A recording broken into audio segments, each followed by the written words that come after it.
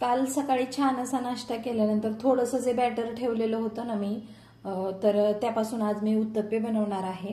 तर त्यासाठी एक कांदा बारीक चिरून घेतलेला आहे, थोडीशी कोथिंबीर, एक गाजर किसून घेतले आणि थोडासा कढीपत्ता देखील मी कट करून घेतलेला आहे।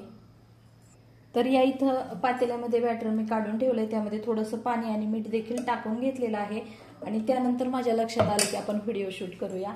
तर त्यामध्ये आता या सर्व भाज्या टाकून घ्यायच्या आहेत। तुम्ही तुमच्या आवडीनुसार यामध्ये शिमला मिरची वगैरे टाकू शकता, परंतु पिल्लूला शिमला मिरची आवडत नाही जास्त, कधीतरी ठीक आहे, परंतु मग सकाळपासूनच मूड खराब व्हायला नको यासाठी मी यामध्ये काही टाकलेली नाही। तर आता व्यवस्थित असं मिक्स करून घ्यायचं आहे। आणि उत्तप्प्यासाठी आपल्याला बॅटरची अशाच पद्धतीची कन्सिस्टन्सी लागते, त्यामुळे मी पाणी आणि मीठ या अगोदरच टाकून घेतलेलं आहे। तर त्याच्यामध्ये आपण साधारणतः अर्धा चमचा एवढ्या प्रमाणामध्ये जिरा पावडर टाकायची आहे। तुम्ही अख्खे जिरे देखील टाकू शकता, परंतु मग पावडर करून टाकली तर आणखीन टेस्ट छान येते, यासाठी मी पावडर बनवूनच ठेवलेली असते। आणि अर्धा चमचा लाल तिखट टाकायचं आहे। तुम्हाला जर लाल तिखट आवडत नसेल तर तुम्ही हिरवी मिरची देखील टाकू शकता। तर आता हे सर्व व्यवस्थित असं मिक्स करून घ्यायचंय। तर हे सर्व व्यवस्थित मिक्स केल्यानंतर साधारणतः 5 मिनिटांसाठी आपण फक्त रेस्ट करण्यासाठी ठेवायचं आहे। इथं गॅसवरती मी पॅन गरम करण्यासाठी ठेवलेला होता, त्याला थोडंसं तूप लावून घेतलेलं आहे। तुम्ही तुपाऐवजी तेल देखील वापरू शकता।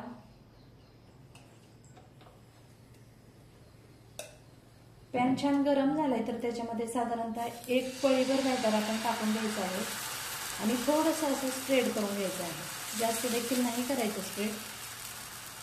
आणि मी छोटे छोटेच बनवणार आहे, कारण पिलूला छोटे छोटे दिले ना तर मग त्याला आणखीन जास्त आवडतात, यासाठी।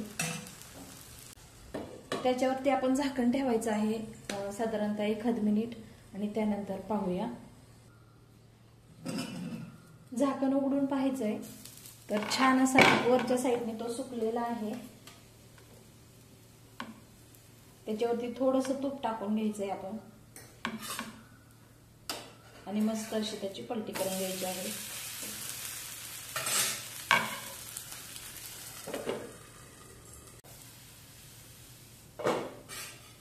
दोन्ही साईडने छान असा भाजून घ्यायचा आहे, तर कारण त्यामध्ये आपण ज्या काही भाज्या वगैरे टाकलेल्या आहेत त्या व्यवस्थित शिजल्या पाहिजे यासाठी। आणि यामध्ये तुम्ही टोमॅटो देखील टाकू शकता, परंतु माझे टोमॅटो वगैरे संपलेले आहेत आणि पिल्लूला तेवढं टोमॅटो देखील आवडत नाही, कारण तो मग बाजूला करतो सेपरेट सेपरेट। तर या इथं आता मी छान असा तो दोन्ही साईडने भाजून घेते। अगदी छान असा आपला हा उत्तप्पा रेडी झालेला आहे। तर याच पद्धतीने आता मी सर्व काही उत्तप्पे बनवून घेते। जर तुम्हाला ही रेसिपी आवडली तर नक्की तुम्ही एकदा ट्राय करून पहा। खूप साधी सोपी आणि सिंपल अशी आहे आणि मुलांना तर खूप जास्त आवडते। आपण असे वेगवेगळे पदार्थ बनवून त्यांना खाऊ घातले तर ते नक्कीच खुश होतील। तर आता राहिलेले जे उत्तप्पे आहेत ते मी सर्व पटपट असे करून घेते, कारण ते थोडेसे थंड झाल्यानंतर मला टिफिनला वगैरे द्यावे लागतील, कारण गरम गरम तर भरता येणार नाहीत, यासाठी पटपट करायला लागलेले आहे।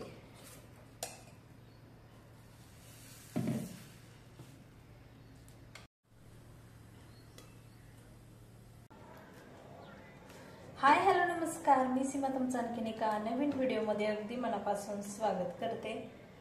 तर आता संध्याकाळचे 6:15 वाजलेत आणि मी किचनमध्ये आलेली आहे। आणि काल भाजीपाला वगैरे आणलेला तो व्यवस्थित सकाळी धुतला, दिवसभर तो सुकला आणि आता मी फ्रीजमध्ये तो व्यवस्थित भरून ठेवलेला आहे।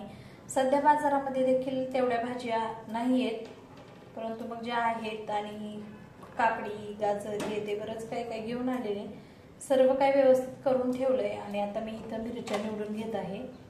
ह्या ज्या मिरच्या आहेत ना, त्या म्हणजे मिरचीचे देठ आपण नेहमी मिरच्या धुतल्यानंतर काढून ठेवायचे, याच्यामुळे मिरची खराब होत नाही, जास्त दिवस टिकते।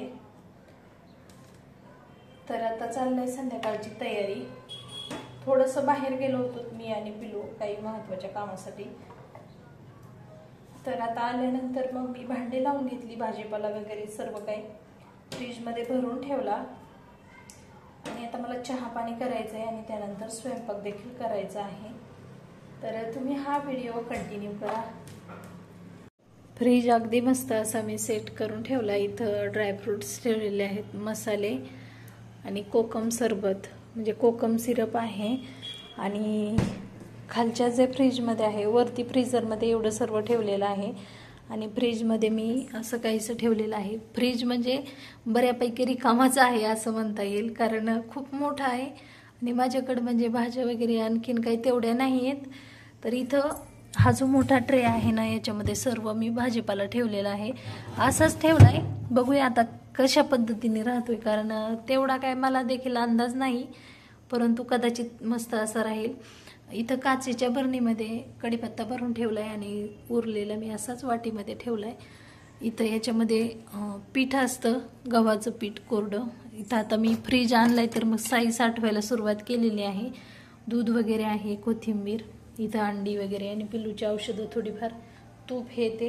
आणि खालच्या साईडला देखील आलं लसूण पेस्ट हे ते सर्व काही ठेवलेलं आहे. तर फ्रीज अशा पद्धतीने मी ऑर्गनाईज करून ठेवलेलं आहे.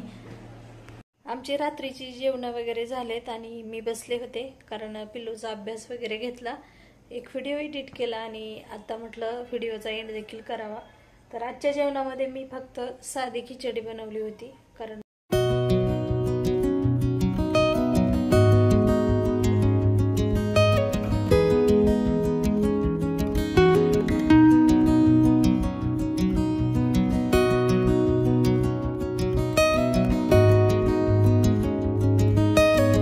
रात्रीचे 9:30 वाजलेत. मला भांडे वगैरे घासायची बाकी आहेत. तर उद्या आहे वटपौर्णिमा, त्याच्यामुळं मला मग आज देवघर देखील आवरायचं होतं, परंतु ते देखील झालेलं नाही. आता सकाळी लवकर उठून मला देवघर वगैरे आवरावं लागेल, कारण उद्या पौर्णिमा आहे. तर देवपूजा वगैरे व्यवस्थित झाली पाहिजे आणि एक छान असा सण आहे सुवासिनींचा. तर त्यासाठी देखील मला म्हणजे माझं पूजेचं साहित्य वगैरे आणखीन काही मी आणलेलं नाही. बघूया आता उद्या आणावंच लागेल मला जाऊन. तर आता मला भांडी घासायची बाकी आहेत.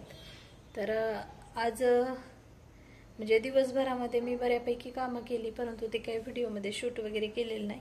अगदी म्हणजे साधी साधी कामं होती आणि खूप किचकट असा म्हणजे घरामध्ये बऱ्यापैकी पसारा झाला होता. भाजीपाला आणल्यानंतर दळणं वगैरे दळून आणली होती, ते ठेवायचं व्यवस्थित. म्हणजे पूर्ण दिवस कामामध्येच जातोय सध्या तरी. म्हणजे सकाळचं रुटीन माझं पटकन होतंय, घरातली कामं, परंतु एक्स्ट्राची कामं माझी काही आवरेनात. आणि रुटीन तर माझं काही व्यवस्थित आणखीन बसलेलं नाही, कारण यांचं स्कूल सुरू होईपर्यंत मला तरी वाटत नाही की माझं व्यवस्थित रुटीन सुरळीतपणे चालू होईल.